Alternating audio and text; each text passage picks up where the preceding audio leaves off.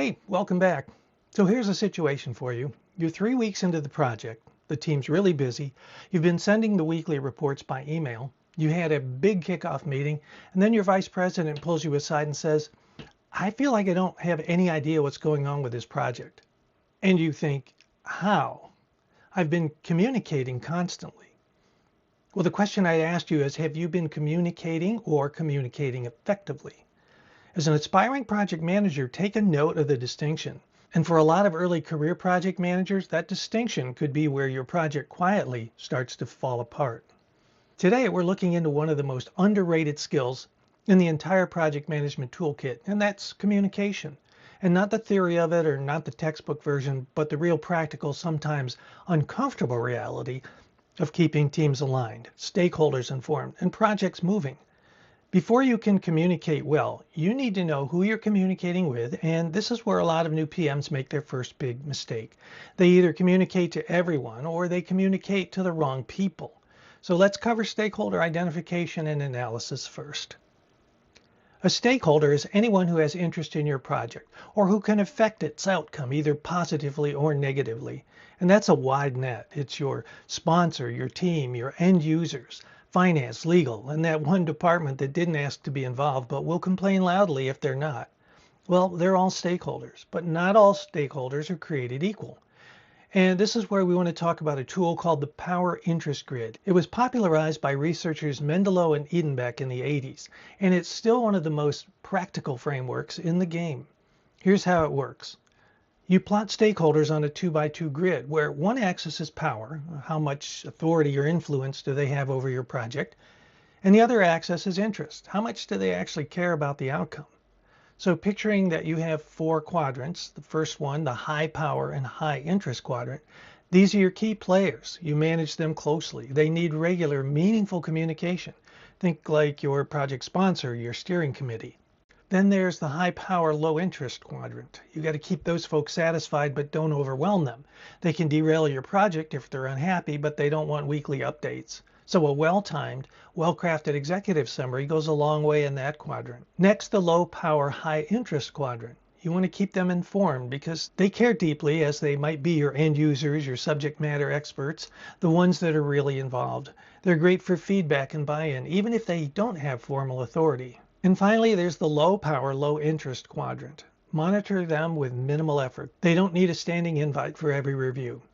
The reason this matters for communication? Well, if you're sending the same update to all 4 quadrants, you're either underserving your key players or drowning your low interest stakeholders, and that creates noise and fatigue that will come back to bite you. On top of that, here's a bit of practicality. When you build your stakeholder list, also document each person's preferred communication style. As you can imagine, some executives want a single slide. Some SMEs or subject matter experts, they want a detailed document that they can mark up. Some people live in email, others only respond on Slack or Teams. And this tagging of style preference isn't just a nice to have, it's a difference between a message that lands and one that gets ignored. Now here's something that doesn't get talked about nearly enough in PM circles, and it's a bit of math, so bear with me because it's actually kind of mind-blowing. There's a formula in project management called the communication channels formula, and it goes like this. N times parentheses n minus 1, close parentheses, all of that divided by 2, where n is the number of people in your project. And by the way, if you'd like a visual representation of how complicated this gets when you add more people, there's a link to download my communications calculator in the description. So here's what that looks like in real life. If you have a team of 5 people, that's 10 potential communication channels. And if we walk through the formula, it's 5 times 5 minus 1 is 4. So 5 times 4 is 20, divided by 2 is 10. So 10 potential communication channels. But if you go to a team of 10, that's double the people, that jumps to 45 communication channels. If you add 5 more, now 15, you're managing 105 potential channels. So when you let that sink in, you can go from 5 to 15 people and your communication complexity doesn't triple. It's now more than tenfold. And this is actually referenced in the PM guide, and it's core as to why projects require dedicated communication planning. This is why adding people to a project to speed things up often does just the opposite. And someone named Fred Brooks wrote about this in the Mythical Man Month all the way back in 1975. It's still one of the most cited observations in software project management.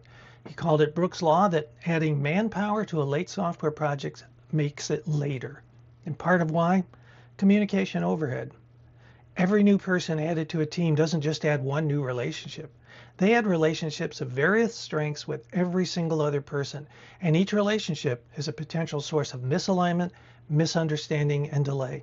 So what does this mean for you when in a PM leadership role? Well, first, be intentional about who's in the room. Every meeting invite is a communication design decision. Ask yourself, does this person need to be there? Do they just need to be informed later? And there's a big difference. Second, resist the pressure to carbon copy or CC everybody. We've all worked in organizations where email chains have 25 people on them, and that's just to be safe. And all that does really is create noise, dilute accountability, and train people to ignore your emails. Third, when you need to expand your team, create clear communication structures first. Working groups, sub-teams, designated liaisons. Don't just add people and hope the information flows. So let's shift a minute and talk about meetings, because honestly, bad meetings might be the single biggest time waster in organizational life. And as a PM, you're going to run a lot of them. There's actually research on this. A 2023 Microsoft Work Trend report found that professionals spent roughly 57% of their work time in meetings and communication. And a significant chunk of that is considered low value. And that's a staggering number. And as a PM, you have more control over this than you might think. So here's some principles to follow to build your meeting culture around. Every meeting needs a clear purpose and a pre-distributed agenda. Not a vague topic, but a purpose. Project Sync is not a purpose. Review scope change request number 4 and decide whether to escalate to the steering committee. Well, that's a purpose, and it bounds your agenda. And when people know why they're there, the conversation is many times more focused. Work a summarized version of that into your communication project line. Send the agenda at least 24 hours in advance if possible. Remember, if you can't articulate the agenda, you're not really ready for the meeting. Also, you want to assign roles. At a minimum, someone needs to facilitate, someone needs to take notes, a real person or AI these days, and someone needs to track action items. And honestly, AI transcripts of a recorded meeting do a great job of this. Another point is you should also start with the end in mind. Before you open the meeting, know what done looks like. Is it a decision? Is it an alignment? A list of the next steps? Stating at the top, for example, by the end of this hour, we need to have decided X. See, that changes the energy in the room. Some people may think of it as hope when they're thinking, when I hear that part done, I'll know the meeting's just about over. But it is really important. And then end every meeting with clear action items, not vague commitments, but specific actions that have an owner and a due date. So if you say, well, we'll look into this vendor timeline, that's not an action item. It's like something that might happen if somebody does something someday, but nobody knows when or where. Rather, Sarah will confirm delivery date with the vendor by Friday end of day. That's an action item. It's the difference between meetings that keep things moving and meetings that just consume time. And when you record those action items, you can bring them right up at the next meeting and see where they are. One more thing, not everything is a meeting. This could have been an email. This could have been a quick Slack message, a shared document for async comments. Just build a habit of asking that question before you send the calendar invite. All right, let's talk about one of the most important recurring responsibilities you'll have as a PM, and that is the good old status update. If it's done well, a project status update is a powerful alignment tool. And if it's done poorly, it's either anxiety-inducing or completely ignored. And a lot of early PMs aren't taught how to do this well. If you're an aspiring project manager, watch how this is done by other PMs in your sphere of everyday existence, because you'll see that some are done well and some are not. So here's a framework that I've used a lot. If you think about your status update in 3 layers. First, the headline, like, is the project on track? Is it at risk or is it in trouble? And you can include a simple traffic light with that, like red, amber, green, sometimes referred to as RAG or RAG. And don't sugarcoat it. It's one of the fastest ways to lose credibility with your senior stakeholders if you report green right up until a moment you miss a deadline. They'd rather know something is amber early and have time to respond. Now the second layer is the context, like what happened since the last update? What's coming next? Are there approvals or decisions needed? And keep it pretty concise, because busy stakeholders don't have time to read a novel. Like 3 to 5 bullets is often all you need. And the third layer is the risks and blockers. This is the part most PMs, especially new ones, shy away from because it feels like admitting a failure. It's not, though. In fact, I made a YouTube video about failed projects that covers more on this topic, and I'll link that at the end of the video. So surfacing a risk early is one of the highest value things a PM can do. It gives stakeholders the chance to help, to remove obstacles, to make calls that maybe you can't.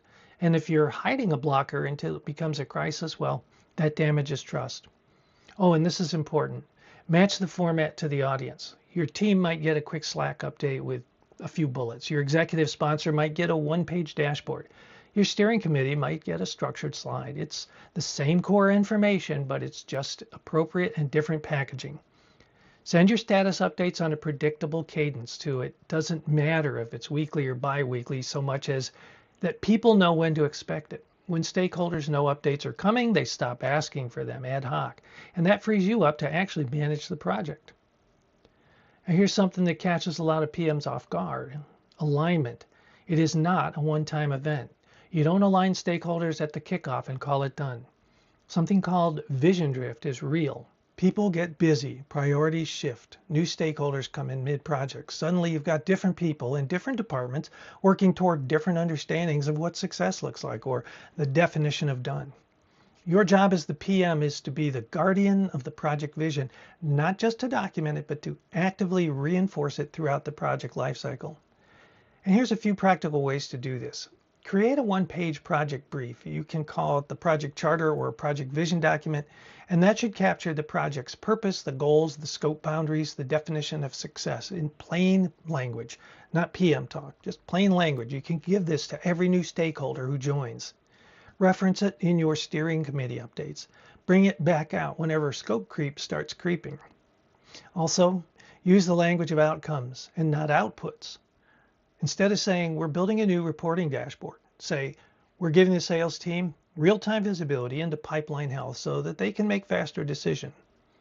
It's the same project, but one version reminds everyone why it matters, and that why is what keeps people aligned when trade-off decisions get hard. Another item to take care of is naming misalignment when you see it. It's a skill, and you'll need to develop that. For example, when two stakeholders are pulling in different directions, a lot of new PMs try to quietly manage around that conflict. But don't. Bring it into the open. Say something simple like, hey, I'm noticing some different expectations here around X. Let's take 5 minutes to align on this, okay? So when you address it early, it's a conversation, but if you ignore it, it can become a crisis. And finally, repeat the vision more than once, more than you need to. There's some research on organizational communication that consistently shows people need to hear messages multiple times before it truly registers. So one kickoff presentation is not enough to state the vision. You need to weave the project's purpose, the shared vision, into your status updates, your meeting openers, your sponsor updates, because repetition isn't redundancy, it's reinforcement. Okay, we're getting close to the end, but I want to leave you with a handful of other communication practices that don't get enough airtime or YouTube time. Document decisions. Every significant decision made in your project should be logged. What was decided? Why? Who made it? Now, I know this sounds bureaucratic and administrative, but 6 months in, when someone says, why did we go with that approach? You'll be grateful that you have the answer. A simple decision log in your project notebook or a shared doc is all it takes. And if there's ever a legal dispute down the road, the documentation that exists in your system for, the standard 5 to 7 years could save a great deal of grief to prove a point that was made, why it was made, how it was made, instead of things getting out of control. Next tip, create a RACI matrix for communication responsibilities. That's RACI, capital R, capital A, capital C, capital I. And those stand for responsible, accountable, consulted, and informed. And it basically maps out who needs to be involved in what decisions, and importantly, it draws a clear line between people who need to weigh in and people who just need to know the outcome. This one tool alone can eliminate a massive amount of unnecessary meeting attendance and email traffic. Next tip, over-communicate during uncertainty. When a project hits a rough patch, like a scope change, a missed milestone, a key resource that leaves, the instinct for many people is to go quietly until things are resolved. But you need to resist that, because silence breeds speculation. The rumor mill starts running, and speculation is almost always worse than the reality. So a short, hey, here's what happened, here's what we're doing about it, and here's when you'll hear from me next message does wonders for maintaining trust. And finally, the tip to build relationships before you need them. The best communication foundation is the human one. Take time to know your stakeholders as people and not just roles. A stakeholder who trusts you will give you the benefit of the doubt when things get bumpy. One who barely knows you will assume the worst. So to wrap up, project management is often described as a technical discipline. You've got schedules, budget, scope, risk, etc., etc. And all those things matter, but ask any experienced PM what separates the good ones from the bad ones, and communication comes up almost every single time. And in fact, somewhere in PMI documentation, you're going to find some guideline that communication is 90% of a project manager's time. So the frameworks and formulas we talked about today, like the power interest grid, the communication channels equation, the traffic light status update, these aren't just theory. They're actual tools that you can start using, you should start using on your very next project, or why not today's project. The goal isn't perfect communication, but it's intentional communication. Know your audience, be honest about status, protect the vision, and respect people's time by being clear, concise, and consistent. And that's what builds trust, and trust is what makes projects actually work. And one more bit of information, but first I want to thank you so much for spending time with me today on this topic. If it was helpful, please share it with someone who's just stepping into their first PM role. They'll thank you for it. So I'd love to connect with you. If you have questions, want to share your own communication wins, or you're just looking to expand your PM network, you can find me on LinkedIn. The link is down there in the description. So until next time, keep leading with intention.